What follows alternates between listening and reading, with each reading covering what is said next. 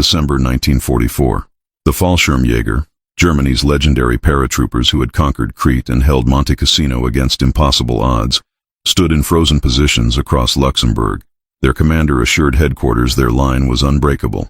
These weren't ordinary soldiers. These were the Green Devils, the elite who had made Allied forces pay in blood for every inch of ground. But then the radio crackled with 3 words that changed everything. Patton is coming. Within 72 hours, the paratroopers who had stopped entire Allied armies would face the general who refused to stop for anyone. What happened next shattered the myth of German invincibility and proved that even the most elite soldiers have a breaking point when they face an unstoppable force. The Fallschirmjäger represented the pinnacle of German military prowess. Created in 1936, these airborne warriors had written themselves into military legend through a series of audacious operations that showcased both their courage and tactical brilliance. In May 1940, just 85 Fallschirmjäger had captured the supposedly impregnable fortress of Eben Emael in Belgium, overwhelming 1,200 defenders in hours through surprise and violence of action. Their reputation was cemented in blood on Crete in 1941, where 22,000 German paratroopers assaulted the island against determined British and Commonwealth defenders. The battle was brutal, with the Fallschirmjäger suffering over 3,000 killed and missing.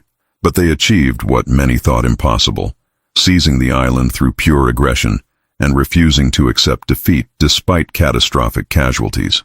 Allied commanders took notice. British military planners studied the operation and began developing their own airborne forces. At Monte Cassino in 1944, approximately 300 Fallschirmjäger had held off repeated attacks from vastly superior Allied forces for 3 months, surviving massive bombardment and countless infantry assaults. The defenders became legendary for their tenacity, turning the ancient monastery into a killing ground where Allied casualties mounted while the paratroopers held firm. Quality had triumphed over quantity in a demonstration of defensive warfare that military academies would study for decades. By December 1944, the Fallschirmjäger's glory days of airborne operations were over. After the casualties of Crete, such large-scale parachute assaults were forbidden. But the paratroopers remained elite infantry, better trained and equipped than standard Wehrmacht units.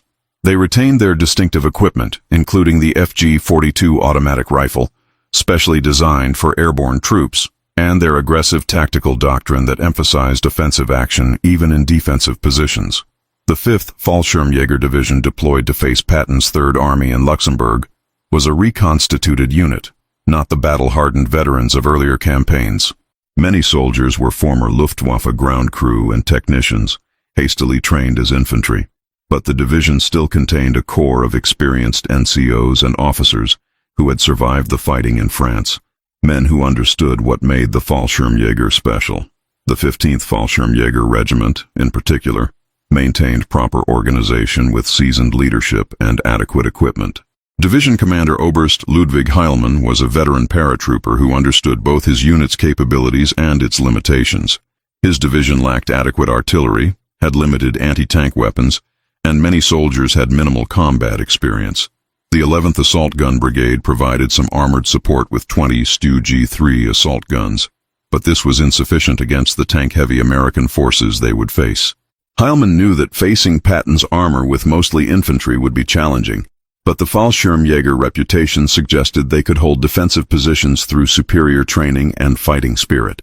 When the German offensive in the Ardennes began on December 16, 1944, the 5th Fallschirmjäger Division was part of General Erich Brandenberger's 7th Army attacking through Luxembourg. Unlike the northern sectors where German panzer divisions spearheaded the assault, Brandenberger's army was panzer in name only. He commanded 4 infantry divisions, including the 5th Fallschirmjäger, against thinly spread American forces in what was considered a quiet sector.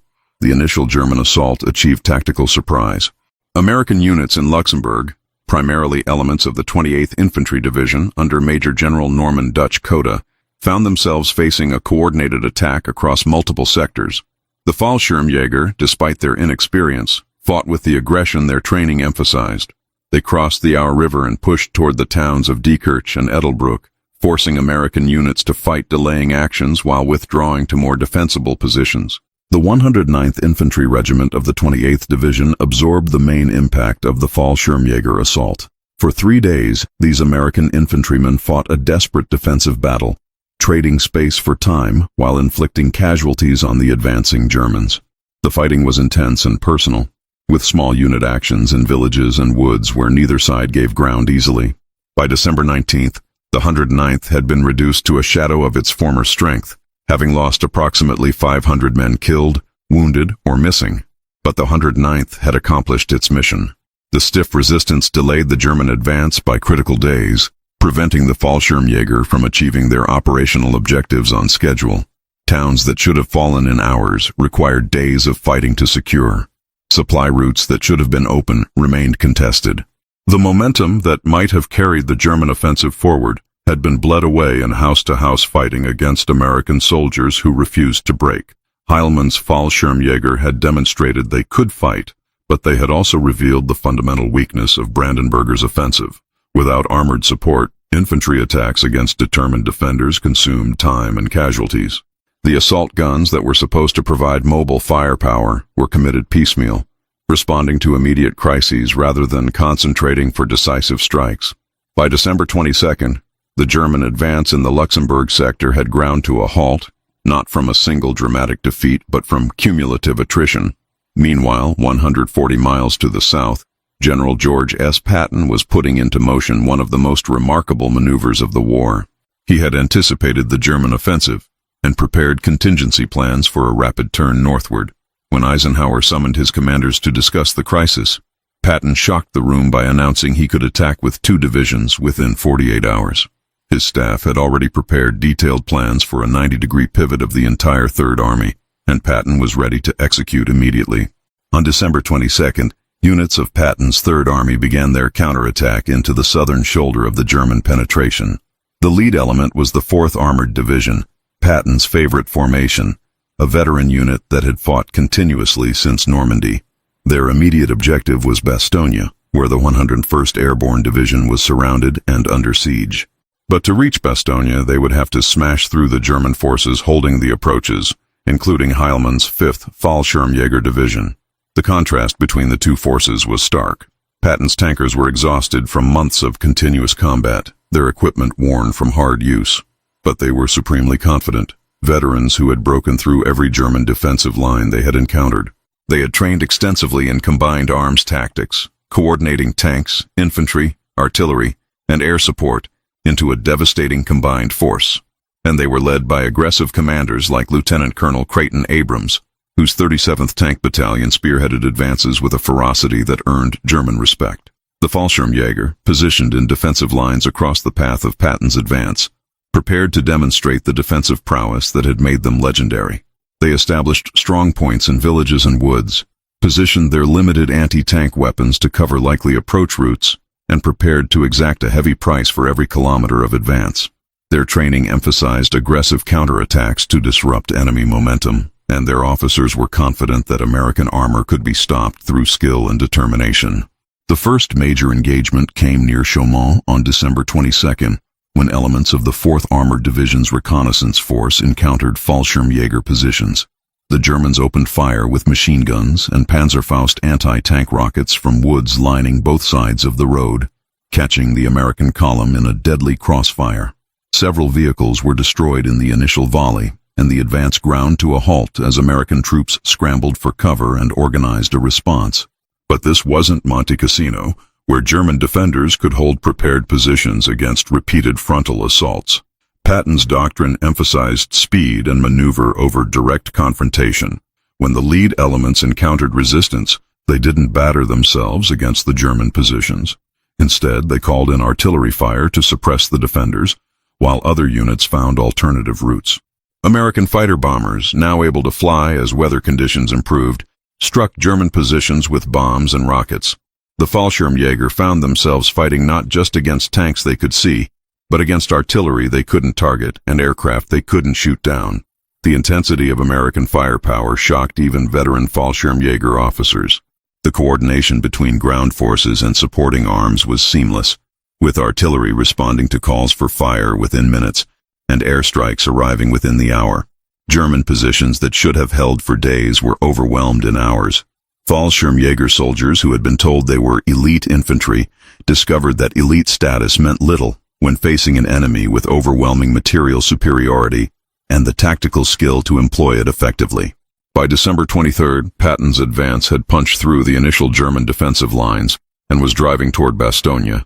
The Fallschirmjäger fought with courage and skill, but courage wasn't enough against an enemy who combined numerical superiority with tactical excellence.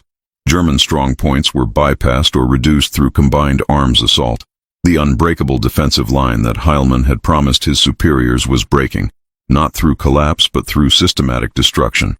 On December 26th, Lieutenant Colonel Abrams made the decision that would break the German line completely. Rather than continue grinding through Fallschirmjäger positions in costly frontal assaults, he would attempt an armored dash through the village of Assenois directly to Bastogne. It was a high-risk maneuver, sending tanks charging through defended territory without infantry support, but Patton's philosophy had always emphasized audacity over caution. At 4:20 p.m., Abrams led 5 Sherman tanks in a mad dash toward Bastogne. The lead tank was an M4A3E2 assault tank nicknamed Cobra King, driven by Lieutenant Charles Boggess. The small force crashed through German positions at full speed, guns blazing, accepting hits but refusing to stop.